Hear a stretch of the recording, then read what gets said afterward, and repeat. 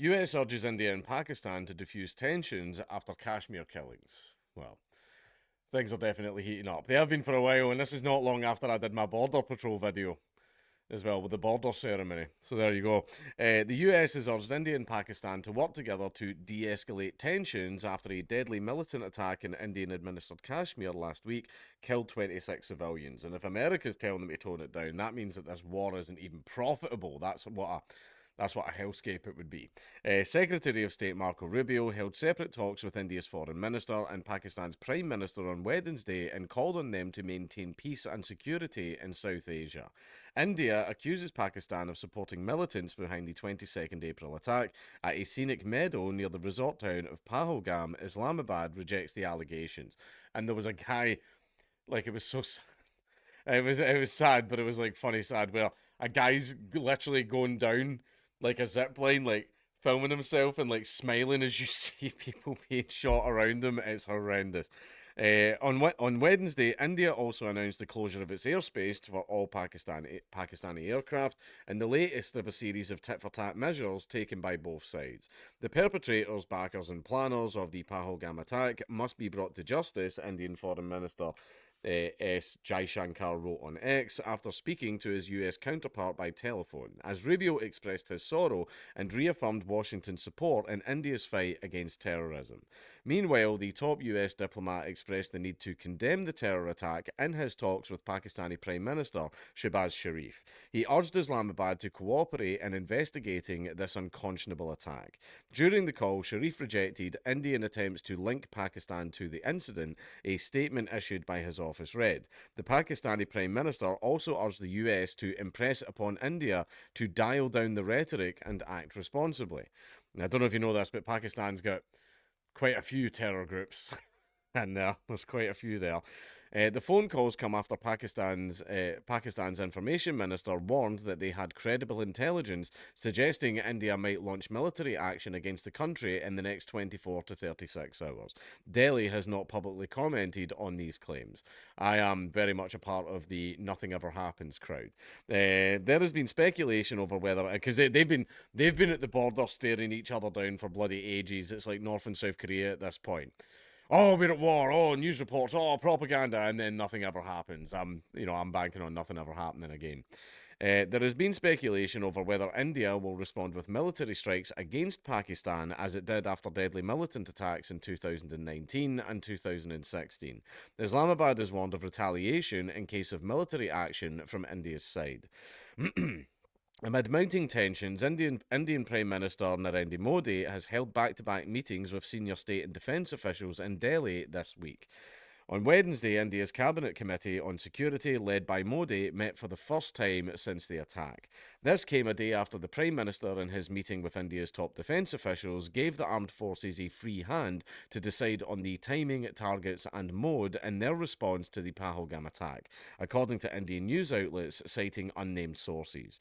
Troops from both sides have traded intermittent small arms fire across the border for the past few days.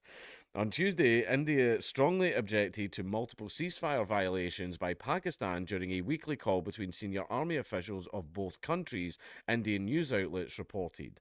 A day later, India announced that it would not allow any Pakistani aircraft, commercial or military, to fly over its airspace, responding to a similar move by Pakistan. Pakistan's probably just done that because it's worried about airstrikes.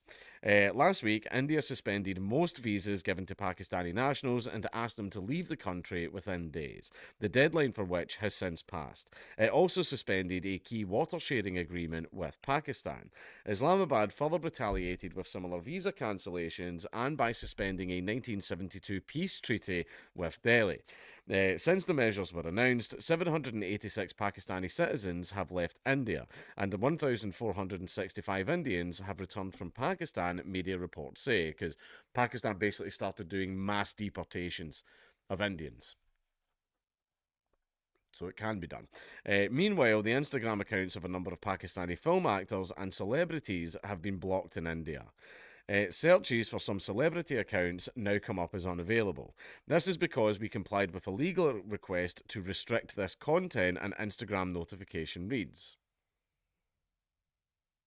How about that, Zuck? Remember when you went on Rogan and went, no, no, we don't do that? Yeah, shut up. India has not officially commented on why the accounts were taken offline. More than a dozen Pakistani news channels were also banned in India earlier this week for spreading what was described as provocative content, media reports say. Kashmir, which India and Pakistan claim in full but administer only in part, has been a flashpoint between the two nuclear armed countries since they were partitioned in 1947. And basically, the British get blamed for that all the time.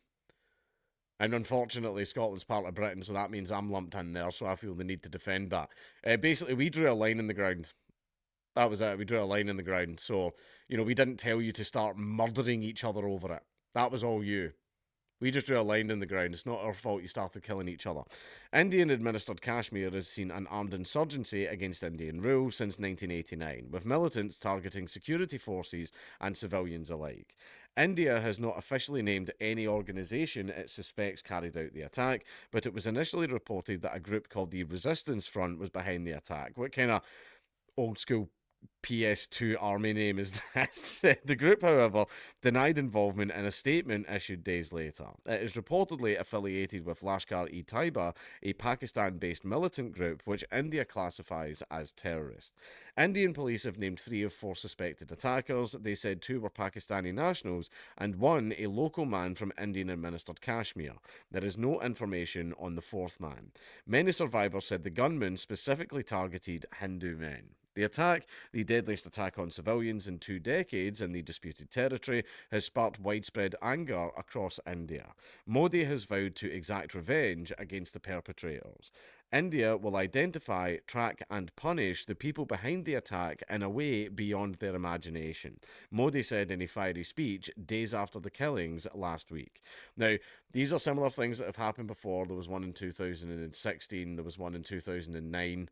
As well, I believe. Don't quote me on that. But as we discussed in the border ceremony video, India and Pakistan very famously don't like each other very much. They do not like each other very much. I had a friend who used to work in the housing service, council housing service, and he had an Indian family, and he offered them a flat in a particular area of Glasgow. And the Indian family, now this was the Indian family that said this, they said, no, we don't want to live there. There's too many Pakis.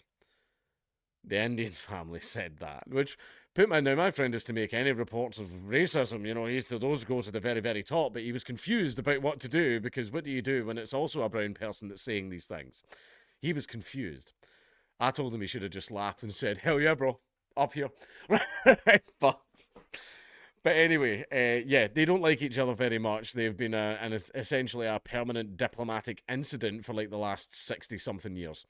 Right, that's just the way it is, unfortunately. But whether or not this will result in anything, probably not. Because, see, people were going, oh, but they're even exchanging fire at the border. Yeah, but India and China does that to each other all the time, and it doesn't really result in anything further. Sometimes you just have to let the boys, blow off a little bit of steam now and again. So, will there be a war? Will there not be? I have absolutely no idea. I'm very much in the nothing ever happens camp. However, if there was a war, look how many Indians there are, look how much bigger their economy is, look how much bigger their military are. I mean, Pakistan would get absolutely fucking steamrolled.